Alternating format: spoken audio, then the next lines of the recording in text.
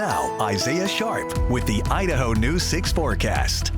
This impressive December heat continuing on. Temperatures currently sitting at 55 degrees. It is December 11th, folks. We usually see those 40s and 30s rolling on in. Mountain ranges sitting into the 20s, even into the teens.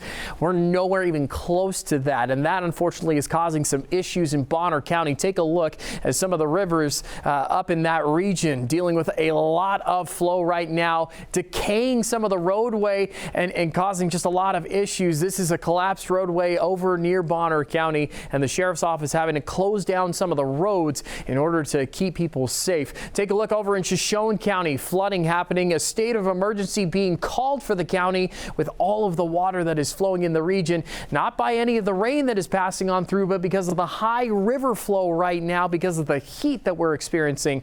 And unfortunately, temperatures not going to be turned down anytime soon. Take a look as the warmer than normal weather going to be sticking around. This is December 17th through the 21st, so just even beyond the next couple of days, we're not going to be seeing a dip in temperatures whatsoever. We will see a slight uptick in precipitation, but when it comes to the cooler conditions, I mean, people aren't complaining too much about the nice weather outside, but still really impressive to see this heat, especially along with this atmospheric river that is passing on through just to the north of us, having no impact on Idaho, maybe just some of the remnants to the outer parts of it. But you can see a lot of Washington, Canada, and almost all of Montana. I'm not going to want to commute in Great Falls tomorrow morning because they're going to see a lot of snow pass on through. As for Oregon and most of southern Idaho, nice and dry, staying relatively warm on top of that too. Going to have to wait until next week before we see a slight dip in temperatures, and then the rain is going to hopefully start to return because those snowpack numbers, like Steve Dent mentioned not too long ago, not looking too great. And this is an updated map. We were supposed to see rain start to arrive Monday afternoon. Might have to wait a little bit longer into maybe the earliest parts of Tuesday. It's going to make its way over the top of Washington. Oregon's going to have some much needed rain on top of that too.